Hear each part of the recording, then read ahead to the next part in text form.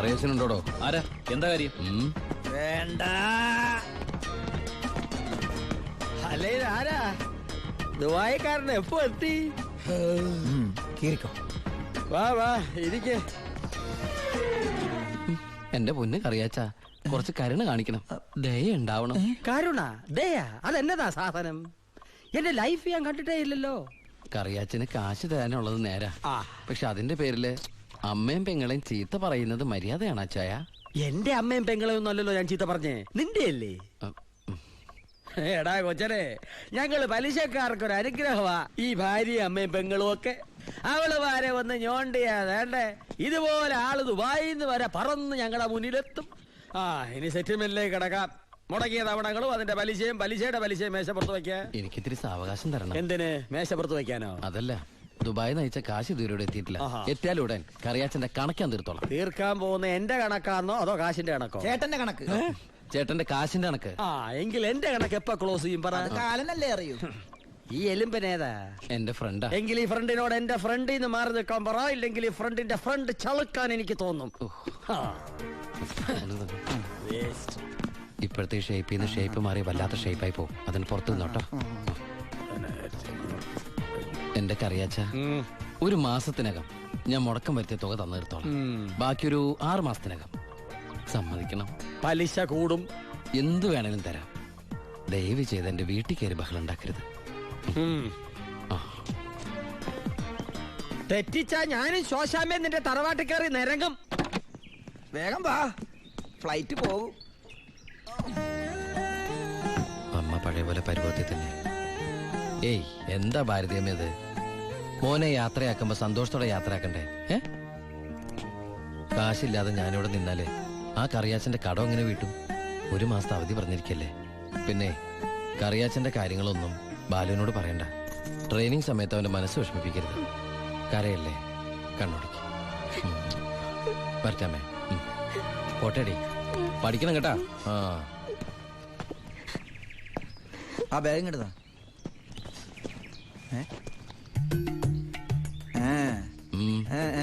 എന്താ കണ്ടില്ല, യാത്ര പറഞ്ഞില്ല അല്ലേ? ആ ബാഗ് എടുത്തോണ്ട് വെച്ച്. ആ അതേ വന്നല്ലോ. ഇങ്ങനെ കണ്ടിട്ട് എന്തിനാ? വരട്ടെ.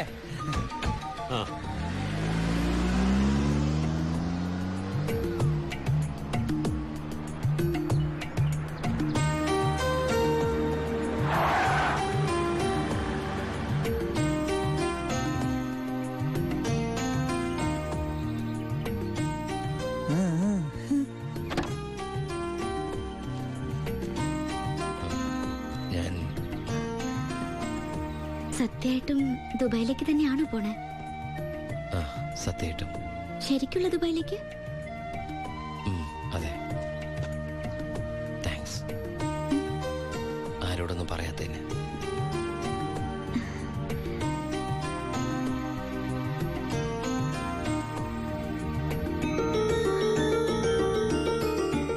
ഞാൻ വരും.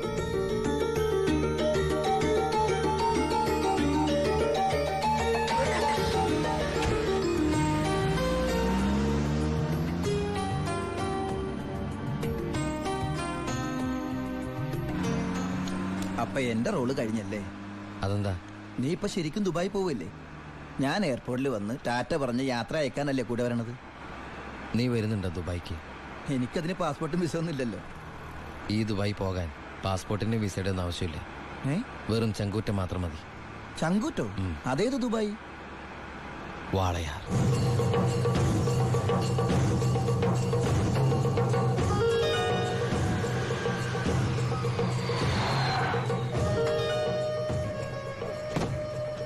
ഇങ്ങോട്ട് ഇറങ്ങണ.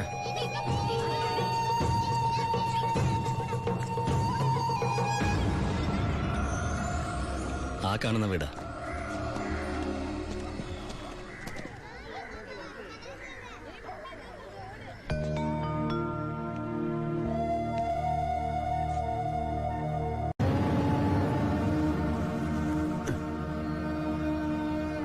ശിവ,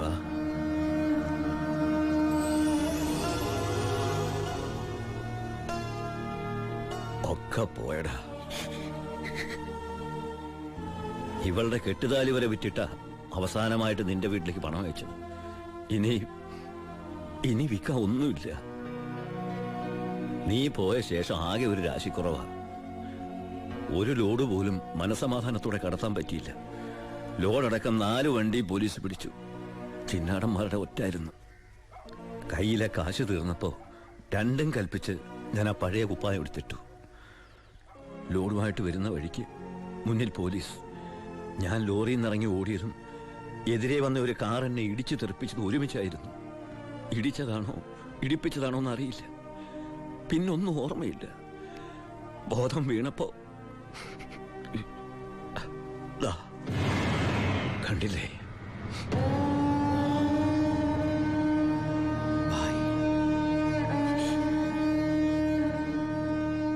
ചികിത്സയ്ക്ക് ലക്ഷങ്ങളായി. വീടൊക്കെ ആ വഴിക്ക് പോയി. കാലു പോയതോടെ ഞാൻ ഒന്നിനും കൊള്ളാത്തവനായി. വെറും വേസ്റ്റ്. വണ്ടി ഓടിക്കണമെങ്കിൽ വലത് കാലം വേണ്ടടാ ആക്സിലേറ്റർ ചവിട്ടാൻ. പോലീസ് വരുമ്പോ ഇറങ്ങി ഓടാനും വേണ്ടടാ കാല്. ഞാൻ ഒന്ന് ട്രൈ ചെയ്യാന്ന് പറഞ്ഞതാ, പക്ഷേ അപ്പൊ സമ്മതിച്ചില്ല. ഇവൻ എന്തെങ്കിലും പറ്റിയാ എനിക്ക് സഹിക്കാൻ പറ്റൂടാ. ശിവ, നീ വന്ന വിവരം വാളയാറ് മുഴുവൻ അറിഞ്ഞു. നിനക്ക് സുഖമല്ലടാ? നീ എപ്പോഴാ തിരിച്ച് നാട്ടിലേക്ക്? ഭായിയെ നിലയിൽ തനിച്ചാക്കിട്ടോ. തൽക്കാലം നാട്ടിലേക്കില്ല. പിന്നെ നമുക്ക് വീണ്ടും ഒന്നേന്ന് തുടങ്ങിയാലോ ഭായ്? വേണ്ടടാ, കിന്നാടന്മാർ സമ്മതിക്കില്ല. ഭരണം മാറി. പണവും സ്വാധീനവും ഇപ്പൊ അവരുടെ ഭാഗത്താ. ഇപ്പൊ ചെക്ക് പോസ്റ്റ് മുഴുവൻ അവരുടെ കൺട്രോളിലാ. അവർക്കില്ലാത്ത ഒന്നും നമുക്കില്ലേ ഭായ്? ബുദ്ധി. എന്നാലും കുറച്ച് കാശ് കൈ വേണ്ടടാ. ആ സത്യമൂർത്തി സഹായിക്കാതിരിക്കില്ല. നമ്മളും ഒരുപാട് ഉണ്ടാക്കി കൊടുത്തല്ലേ. ശ്രമിക്കാം ഭായ്. അച്ചായ, നിന്റെ കൂടെ ഞങ്ങളുണ്ടാ. പഴയ ഒരു ഉഷാർ വന്ന പോലെ. അടയ്ക്ക്, നിർത്ത ഓഫാക്കടോ. എങ്ങോട്ടാ ഇത്ര ധൃതിയില്? പഴയ കള്ളന്മാര് തന്നെയാണല്ലോ. എന്താടാ പരമേശ്വരം, നീ ജയിലിൽ നിന്ന് ഇറങ്ങിയ? അവിടെ എങ്ങനെ സ്ഥിരം കിടക്കാൻ പറ്റുമോ സാറേ? പണ്ടൊക്കെ ഈ പരമശിവത്തിന്റെ ലോറികൾ ചീറിപ്പാഞ്ഞു വരുമ്പോ ഈ ചെക്ക് പോസ്റ്റ് പടപടാന്ന് തുറക്കാറുണ്ട്. അതൊക്കെ പണ്ടല്ലേടാ. കുറച്ച് സാധനം വണ്ടിയിലുണ്ട്. ഒന്ന് പൊക്കി തന്ന് കാശം വീട്ടിലെത്തിച്ചേക്കാന്ന്.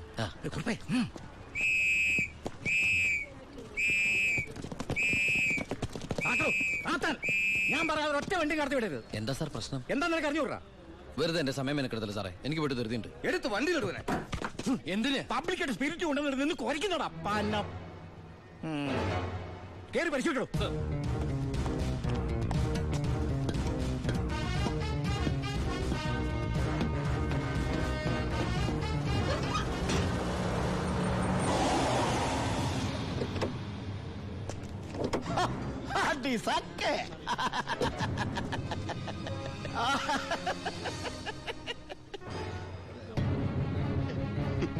എന്തായടോ സാറേ? ഇത് വെറും വെള്ള.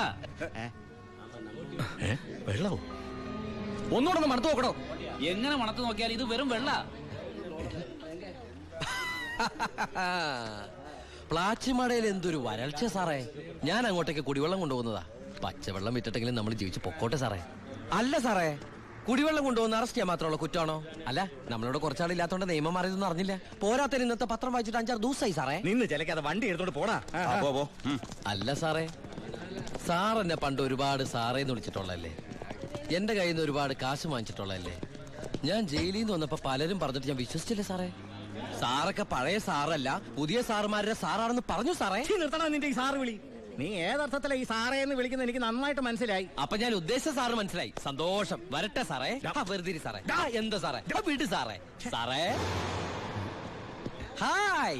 അടി സാക്കേ വർക്കിച്ചായോ? എന്നാടോ ഒരു സ്നേഹമില്ലാണ്ട്? വർക്കിച്ചായോ, ഇതെന്റെ ഒരു ടെസ്റ്റ് ഡോസ് ആയിരുന്നു. ഇപ്പൊ എനിക്കൊരു കാര്യം മനസ്സിലായി. വാളയാർ ചെക്ക് പോസ്റ്റ് വഴി ഇനി പരമശിവത്തിന് സ്പിരിറ്റ് നടത്താൻ പറ്റില്ല എന്ന് വെച്ച് നമുക്ക് നമ്മുടെ തൊഴിൽ നിർത്താൻ പറ്റണോ? വർക്കിച്ചായോ, ദേ എന്റെ ലോഡുകൾ 24 മണിക്കൂറിനുള്ളിൽ ഈ വാളയാർ ചെക്ക് പോസ്റ്റ് വഴി ഞാൻ കടത്തിയിരിക്കും.